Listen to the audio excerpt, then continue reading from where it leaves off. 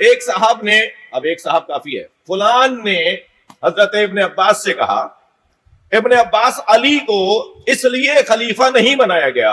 اب دیکھیے آیت ذہن میں رہے آپ کے، آیت ذہن میں رہے، وَلَوْ اتَّبَعَ الْحَقُّ أَهْوَاءَهُمْ لَفَسَدَتِ السَّمَاوَاتُ وَالْأَرْضُ وَمَا فِيهِنَّ. اگر حق نے ان کی خواہشات کی پیروی کر لی ہوتی تو پھر یہ نتیجہ نکلتا. اب ایک صاحب کہتے ہیں کہ اے ابن عباس، علی کو اس لیے خلیفہ نہیں بنایا گیا کہ لوگ نہیں چاہتے تھے کہ ایک ہی خاندان میں نبوت بھی ہو اور امامت بھی ہو. اب مجھے بتائیے یہ احوائے نفسانی ہے، یہ ہوائے نفسانی کی بات ہے یا یہ حق کی بات ہے؟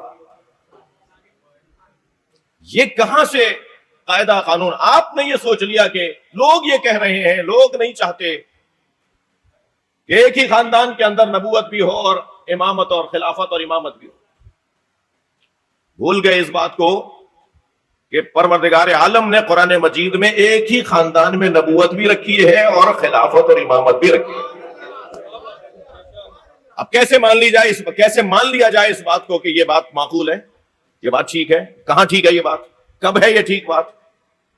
ایک خاندان کے اندر نبوت اور امامت دونوں لوگ نہیں مانیں گے، لوگ نہیں مانیں گے.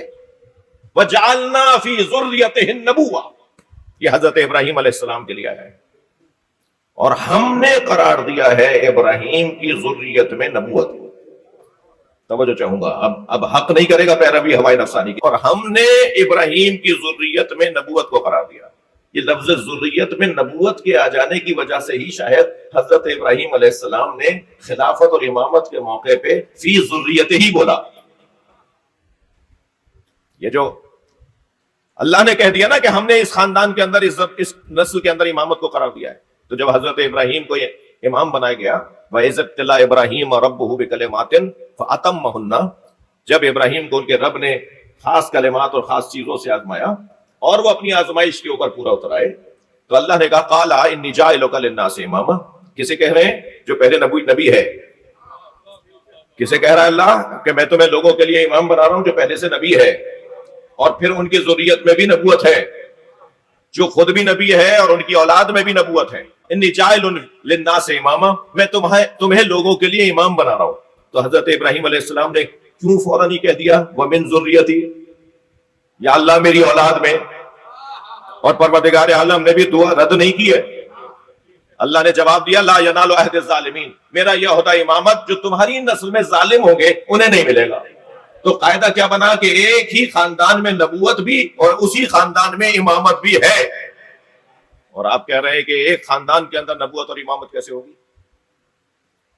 پروردگار عالم نے جسے معیار حق قرار دیا ہے، جس کو دیکھ کر طے ہوگا کہ اللہ راضی ہے یا اللہ ناراض ہے.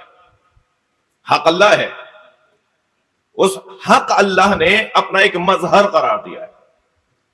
حق کا ایک مظہر ہے، وہ مظہر حق وجود الہی، یعنی وجود الہی کے حق ہونے کا جو مظہر ہے وہ طے کرے گا کہ اللہ یہاں کیا چاہتا ہے.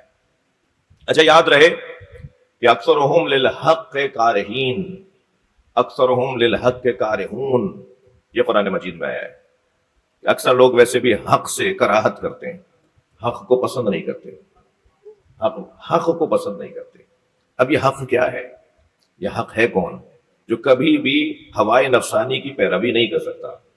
ہم رسول اللہ کی خدمت میں جا کے کہیں یا رسول اللہ آپ ہی بتائیں کہ وہ حق کون ہے جو لوگوں کی خواہشات کی پیروی نہیں کرے گا، اور اگر کرے گا تو زمین و آسمان بگاڑ کا شکار ہو جائیں گے، تباہ و برباد ہو جائیں گے. تو سرکار دو جہاں کی مناجات کے اندر یہ جملہ نظر آیا، الحق ما علی و علی و ما الحق، علی حق کے ساتھ ہے اور حق علی کے ساتھ ہے. یہاں کہہ کر سرکار دو جہاں یہ کہہ کر خاموش نہیں ہوئے، بلکہ ہاتھوں کو اٹھا کے مناجات فرمائیں، اللہم ادر الحق حیث ما دار علی، یا اللہ حق کو وہاں موڑ جہاں علی جا رہا. اب یہاں پر علی حق کے ساتھ ہے، حق علی کے ساتھ ہے، اور حق کو وہاں موڑ جہاں. اب میرا ایک ذوقی جملہ بھی مجھے یاد آ رہا ہے، میں عرض کرنا چاہوں آپ کو ہدیہ کروں. حق کا عدد بھی 9 ہے اور فاطمہ کا عدد بھی 9 ہے. شاید رسول اللہ یہ دعا فرما رہے ہیں یا اللہ علی کے پیچھے پیچھے فاطمہ کو رکھ، جہاں علی جائے وہاں فاطمہ جائے. شاید یہ فرما رہے ہیں. اور روشن پیغام تو یہ ہے کہ کسوٹی مولا کائنات کو قرار دے دیا گیا.